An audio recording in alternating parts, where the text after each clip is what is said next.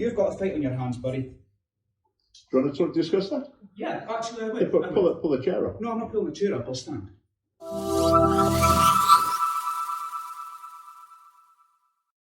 We had an unexpected guest at our Scottish Family Party branch meeting in Dundee last night. A gentleman was sat round the corner listening in to what was going on. We were a group of, I think there's 17 of us sitting in a sort of alcove in the bar, and this gentleman, so he sat around the corner listening. Then eventually he came and interrupted the meetings and remonstrated with me in particular. His name was Michael. Now, Don Marshall, our deputy chairman, knows the drill in these situations, so we got his phone out and filmed so we can see what happened. So Michael came, he was very stroppy, quite aggressive when he came in, and so I invited him to take a seat and discuss the issues he wished to raise. Things escalated towards the end. He ended up storming off, being extremely offensive, but that's towards the end of this video. But his first theme that he warmed to was conversion therapy. And I feel that Michael demonstrated that he didn't really understand the issues involved because he'd only heard content from hysterical campaigners. So here he is. You've got a fight on your hands, buddy. Do you want to discuss that? Yeah, actually I will. Yeah, pull the chair up. No, I'm not pulling the chair up, I'll stand. Okay, so what was your first point? Okay. The first point of contention is the fact that you will be... What was it? The first point was something about... Conversion therapy, sir? The first point was something about queer kids. Yes. What was your point there?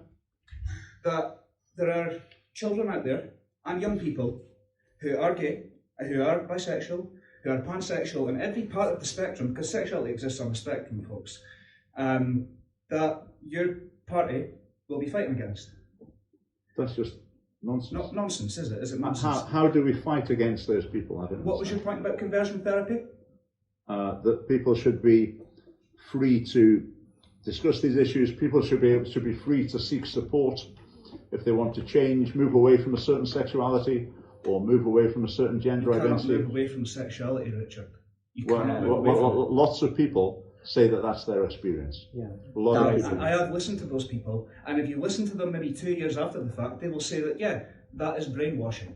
So you're saying that people who say, for example, I used to be gay, but then they decided that wasn't for them. They wanted to move away from that, so they sought support, went through a process and did actually move away from that, and then married a woman, happy family life, and that's their experience. You're saying they're just not allowed to say that. The vast majority of children, and I will emphasise children, that are put into these camps by their parents. But camps? What camps? Conversion therapy camps. Richard, they've existed in the UK, they've existed in the US, they still exist today. Yes, they do. Yes, they do. I'm angry because this man is spouting nonsense.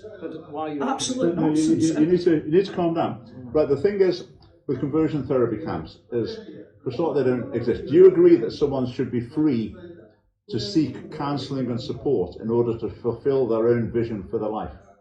Yes, provided provided that vision is their vision and not somebody else's. Right, well, conversion therapy ban wants to make it illegal to support. So if someone, for example, I gave the illustration earlier, let's say a Muslim is same-sex attracted, doesn't want to go down that path, so he goes to see his imam and says, look, can you help me, can you support me, because I don't want to go down a gay lifestyle, I want to go down a different path, can you support me and talk to me about that and help me in that direction? And if the imam were to say, yes, I can help you with that, I think that's right what you're doing, that would be illegal. Are there any Muslims here? Not that I know of. That would be illegal. Okay, but you cannot speak for Muslims. You speak for Christians, please. It's not speaking for Muslims. It's an illustration. Okay, let's change it another way. A Catholic, all right, a Catholic boy thinks he's got attracted to men, decides that that's not the path he wants to follow because he's a Catholic, and he speaks to his priest and he says, "Can we talk about this? Can you help me, find the right way?" That would be illegal. No, it's not. No, it would be under the new law. It isn't now, you're right, but under the new law. Did you tell these good people here, and I firmly believe every single one of you is good. Could we just complete the previous issue? Did you or did you not tell people? You're ignorant of the conversion therapy law that's going through the Parliament. I'm not at all. You don't understand. I'm not at all. Okay, That is not ignorance. if somebody wishes to discuss their sexuality, if somebody wishes to seek counselling because of their sexuality, they can still do so. Believe me, I know the law, they can still do so. And that is not, the ban is on conversion therapy, which are courses designed to change your sexuality, which cannot happen, which does not work. And the science backs it up, Richard. The science backs it up. And I know that you're not a man that's a fan of science. What? Are you? But to be honest, what you're saying, you don't seem like you're willing to listen. What your tone's quite offensive and offhand. I'm not being offensive. I'm not I think offending you're not anybody. willing to listen. Have I offended anybody here? And how? So you're too wound up, and you're not willing to listen to what I've got to say. So I'm not sure there's really fruitful discussion. Right, during the meeting, I'd said that the preamble to the United Nations Convention on the Rights of the Child talked about protecting children before birth. And Michael basically said, I was lying. This wasn't true. And what I did then is I actually found it on someone's phone and showed it to him and asked him to read it out, which he then did. But he still wouldn't concede. Anyway, here it is. Did you tell these people that the UN Convention on the Rights of the Child protected children before and after birth? Did you tell them that?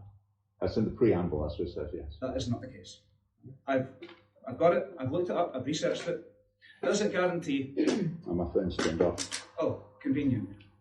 Oh, come on. So that's like a conspiracy, like I deliberately turned my phone off just in case a random person came in and challenged me about the preamble of the United Nations Right of the Child. Preamble. All right, okay. UN... Right, we'll tie the meeting up very soon. I'll be happy to carry on talking, but we will finish in a couple of minutes. I'll just find this for you. Sorry, what's your name? Michael. Okay, Michael. As indicated in the Declaration of the Rights of the child by reason of his physical and mental immaturity needs special safeguards and care, including appropriate legal protection before as well as after birth. So do you know what that means? United Nations Convention of Rights. Do you know what that means? No, Do you know what that means? You said it doesn't say it. That's in the preamble. The actual charter does not say before and after birth. For the Article 6, for the right of life. And Richard never said the charter said that. To be honest, you're looking a bit silly there, because you were saying point blank that I was sort of lying about something, and I've now shown you that you were wrong. I think at the very least you could say... And you have interpreted that I've in the way that I've you shown want you to, you're wrong. Richard. So at this point you should be saying, okay, sorry, I was wrong about that. And then you could go on to the next thing you've got to say. In the preamble, which I did not read, and which Okay, you hadn't read it. You were willing to point blank tell me I was lying about it, but you hadn't read it.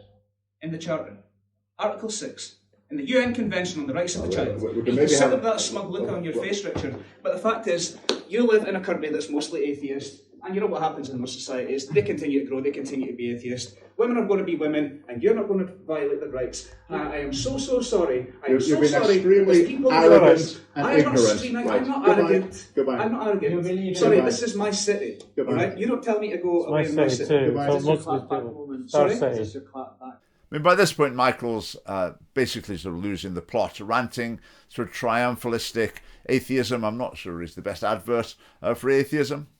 He says women will be women. I'm not sure what he means by that, but we wholeheartedly agree. Women will be women. We're just not sure it's such a good idea for men to try to be women or for women to try to be men. Now, what happens at this point is Michael sees a pregnant lady in the meeting, sitting there with her husband, and he refers to the unborn child and basically says, I feel sorry for the baby having a dad like you, speaking to the father there. That's exactly what clapback is. I feel sorry for the baby, man. Having a fucking dad like you. That is an outrageously offensive thing to say. Outrageously offensive, right? The door's locked, by the way. Oh no, it's not. Wow. This shows you the anger. So at Scottish family party meetings, we always welcome discussion with people with other perspectives, so long as that doesn't disrupt the meeting. I mean, Michael, you seem to be so self-righteous, so convinced that he was good and we were evil. And it's understandable. It's understandable. If you live in a society where you're getting that message like 10 times a day from every possible direction, that the things you believe are the only things that good and decent people could possibly believe. Anyone who disagrees with you must be a really bad person. If you hear that constantly from every direction, then it's inevitable that some people are going to start to believe it. For example, on the conversion therapy issue, in the Scottish Parliament, every single MSP in the Parliament has been voted in representing a party that had a conversion therapy ban in their manifesto. So it's understandable that people think this is the only thing that any decent person can believe. So anyway, best wishes to Michael. If you're watching this, if you want to meet up and have a chat, I'd be more than happy to do that. Right, so do join the Scottish Family Party if you want to join us. There is a link below. Also, if you're interested in standing in the local elections on the 5th of May, it's not too late to consider that. Even if you want to be a candidate that doesn't campaign, just have your name on the paper to give people a chance to vote for us. That sort of support is very important. And do come along to our meetings. There's other meeting schedules, because come along to a Scottish Family Party meeting and you never quite know what's going to happen.